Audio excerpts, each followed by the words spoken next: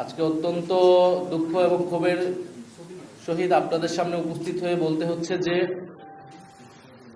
আমরা দেখতে পাচ্ছি জুলাই গণ অভ্যুত্থানের নেতৃবৃন্দকে লক্ষ্য করে সন্ত্রাসী ফ্যাসিস্ট আওয়ামী লীগ তার নানা তৎপরতা চালাচ্ছে।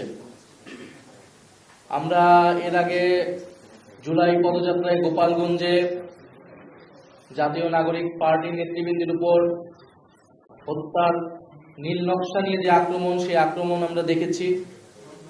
উপদেষ্টা মাহফুজ আলম এবং গণ অভ্যুত্থানের নেতা মাহফুজ আলম এর আগে বিদেশ যখন গিয়েছেন লন্ডনে এবং আমেরিকায়, তখন তার উপর হামলা করার চেষ্টা করা হয়েছে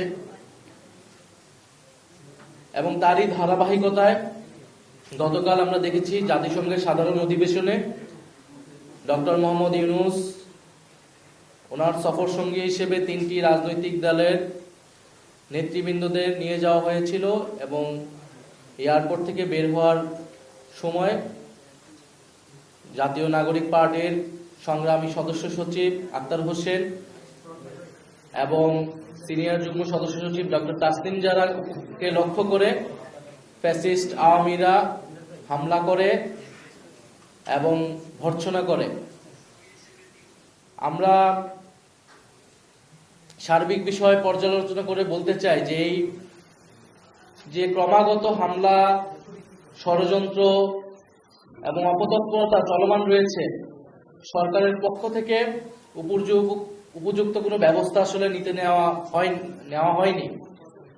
যখন মাহফুজ আলমের উপরে, উপদেষ্টা মাহফুজ আলমের উপর আক্রমণ হয়েছিল, তখন আমরা বলেছিলাম যে গণ অভ্যুত্থানের নেতৃবৃন্দদেরকে টার্গেট করা হচ্ছে এবং এই ঘটনাগুলোর সাথে প্রশাসনের বিভিন্ন কর্মকর্তা জড়িত।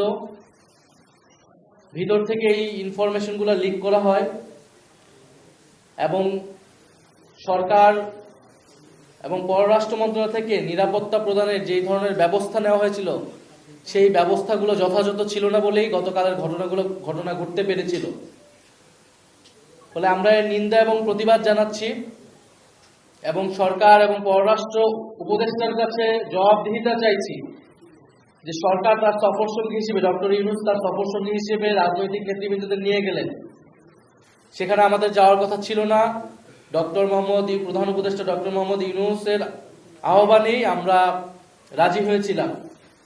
সেখানে তাদের সম্পূর্ণ নিরাপত্তা এবং সম্মান নিশ্চিত করার দায়িত্ব ছিল সরকার এবং প্রশাসনের, সেটি করতে তারা ব্যর্থ হয়েছে। দ্বিতীয়ত, এটি কোনো বিচ্ছিন্ন ঘটনা নয়। আওয়ামী লীগ, ফ্যাসিস্ট আওয়ামী লীগ যে নানা তৎপরতা দেশে এবং বিদেশে করতেছে,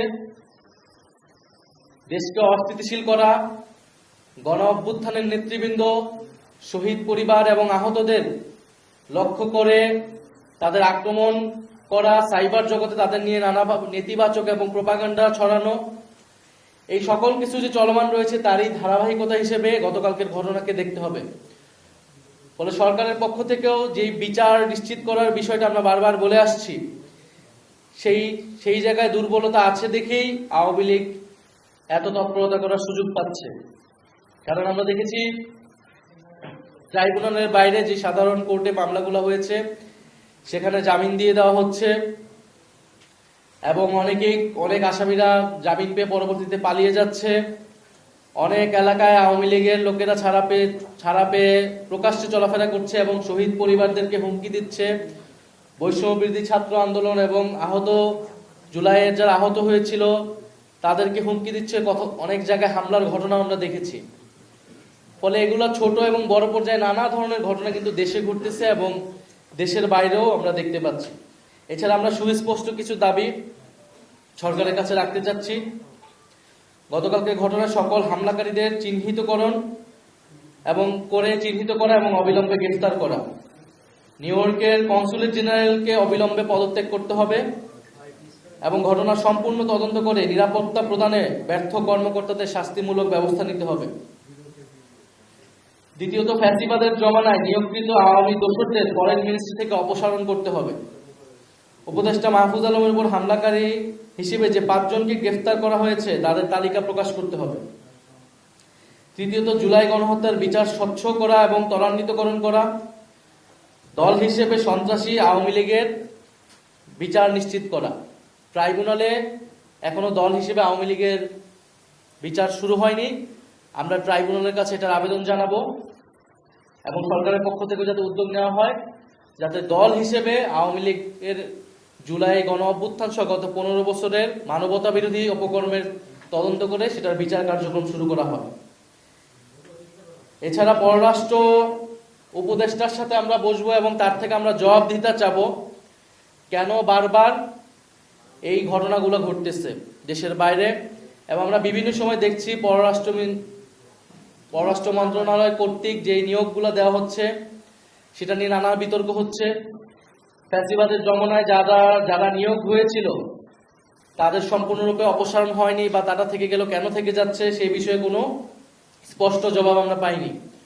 ফলে পররাষ্ট্র উপদেষ্টার কাছে বসে তার কাছে আমরা এই দাবিগুলো পেশ করব এবং তার থেকে আমরা জবাব দিতে চাবো।